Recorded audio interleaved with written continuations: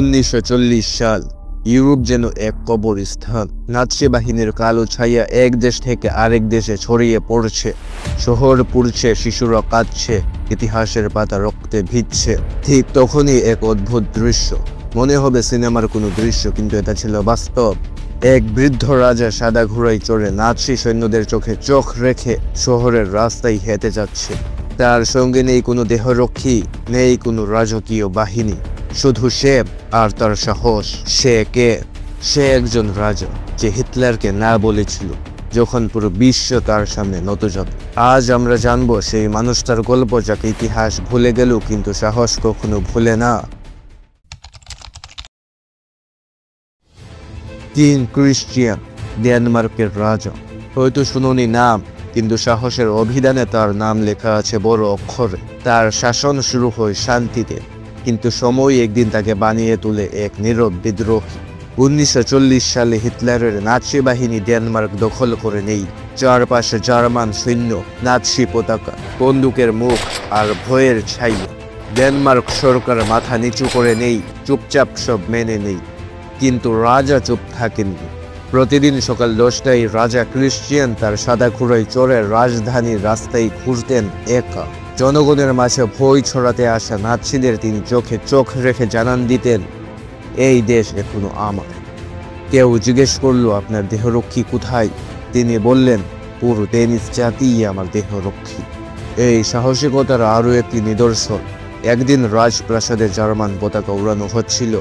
রাজা সেটা দেখেই বললেন, যদি ওটা আবার দেখি আমি প্রাসাদ ছেড়ে দেব। পরদিন থেকে আর কোনো নাৎসি পতাকা দেখা যায়নি। কিন্তু এরপর যা ঘটল তা হিটলারের জন্য ছিল অপমানের চূড়ান্ত পরিণতি। হিটলার জানত শুধুমাত্র গোলাবারুদ দিয়ে যুদ্ধে জেতা চাই না, মনোবল ভেঙে ফেলেও যুদ্ধের কৌশল। তাই সে আদেশ দিল, ডেনমার্কের ইহুদি নাগরিকদের বিশেষ চিহ্ন পড়তে হবে, বুকে ডেভিডের তারা, যেন সবাই বুঝতে পারে তারা আলাদা, তারা দূষিত। এটা ছিল অপমানের প্রতীক, কিন্তু রাজা যা বললেন তা ইতিহাসের পাতায় আগুন হয়ে লেখা আছে। যদি ডেনিস ইহুদিদের চিহ্ন পড়তে হয়, আমি নিজেও সেই চিহ্ন পড়ব, সাথে আমার জাতি। এক রাজা বলেছিলেন, আমি একা না, আমরা সবাই একসাথে।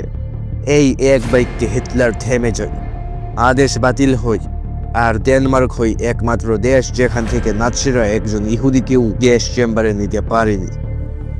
রাজা কখনো যুদ্ধ করেননি, কিন্তু একদিন এক ইহুদি নাগরিক একটি চিঠি পাঠিয়েছিলেন রাজাকে। তাতে লেখা ছিল, আপনার সাহসিকতার জন্য আমি কৃতজ্ঞ, রাজা হিসেবে নই, একজন মানুষ হিসেবে। তুমি হলে কি করতে যখন তোমার একা দাঁড়ানো মানে মৃত্যুর সমান? এখন তোমার মাথায় একটা প্রশ্ন আসতেই পারে, ইহুদিদের রক্ষার গল্প বলছি কেন, যখন আজকের দিনে কিছু ইহুদি নেতারাই ফিলিস্তিনে শিশু হত্যা করছে? ভাই শোনো ভালো করে, সব ইহুদি খারাপ না, সব ইসরায়েলিও খারাপ না, কিন্তু যাদের আমরা বলি সায়োনিস্ট, যারা ফিলিস্তিন দখল করছে, হত্যা করছে, জাতি নিধন করছে, তাদের বিরুদ্ধে আমাদের অবস্থান স্পষ্ট। এই ভিডিও ইহুদি সম্প্রদায়কে জাস্টিফাই করছে না, বরং দেখাচ্ছে সত্যিকারের নেতৃত্ব কেমন হতে পারে। রাজা ক্রিশ্চিয়ান সেই সময় এক নিরীহ জাতিকে রক্ষা করেছিলেন, ঠিক যেমন আজ ফিলিস্তিনে একজন রক্ষাকারীর প্রয়োজন।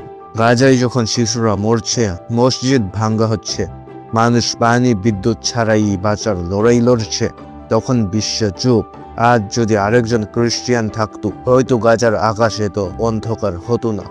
আজ আমাদেরও দরকার সাহসী নেতৃত্ব, নীরব নয়, বজ্র কণ্ঠ। রাজা ছিলেন না সৈনিক, কিন্তু ছিলেন মানবতার প্রতীক। তার হাতে ছিল না অস্ত্র, ছিল একটি শক্তি, সাহস। তিনি মারা যান 1947 সালে, কিন্তু তার গল্প আজ বেঁচে আছে বাতাসে, এক নিঃশব্দ প্রতিবাদের প্রতীক হই। আজকের পৃথিবীতে যখন সত্য বলেও বিপজ্জনক, তখন আমরা কি পারবো রাজা ক্রিশ্চিয়ানের মতো একা দাঁড়াতে? এই পৃথিবীতে বড় হওয়ার দরকার নেই, সাহসী হওয়ার দরকার। তুমি যদি মনে করো এই গল্প জানার মতো ছিল, তাহলে নিচে কমেন্ট করো।